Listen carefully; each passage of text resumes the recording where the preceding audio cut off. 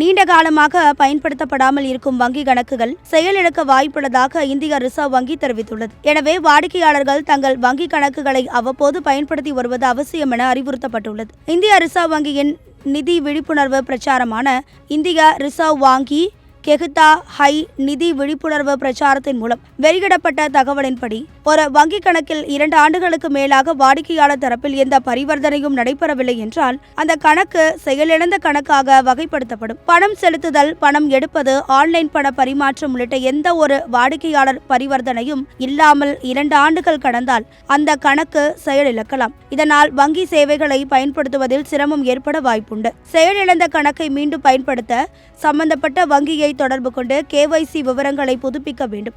வங்கியின் எந்த கிளையிலும் அல்லது வீடியோ KYC வசதியின் மூலமாகவும் இதை மேற்கொள்ளலாம். வங்கி தேவையான சரிபார்ப்புகளை முடித்த பிறகு கணக்கு மீண்டும் செயல்பாட்டிற்கு கொண்டு வரப்படும். ஒரு வங்கி கணக்கில் உள்ள தொகை 10 ஆண்டுகளுக்கு மேலாக யாராலும் கோரப்படாமல் இருந்தால் அந்த தொகை இந்திய ரிசர்வ் பேங்க் பராமரிப்புக்கு, டெபாசிட், கல்வி மற்றும் விழிப்புணர்வு நிதிக்கு மாற்றப்படும். இருப்பினும் கணக்கு உரிமையாளர் அல்லது அவரின் சட்டப்பூர்வ வாரிசுகள் சம்பந்தப்பட்ட வங்கியில் தேவையான ஆவணங்களை சமர்ப்பித்து அந்த பணத்தை மீண்டும் பெற்றுக்கொள்ளலாம். வங்கி கணக்குகளை செயல்பாட்டில் வைத்திருக்க அவற்றை அவ்வப்போது பயன்படுத்த வேண்டும். மேலும் KYC விவரங்களை காலத்திற்கு காலம் புதுப்பித்து வைத்திருப்பது அவசியம். இதன் மூலம் எதிர்காலத்தில் வங்கி சேவைகளை பயன்படுத்தும் போது ஏற்படும் சிக்கல்களை தவிர்க்கலாம் என இந்திய ரிசர்வ் வங்கி அறிவுறுத்தியுள்ளது.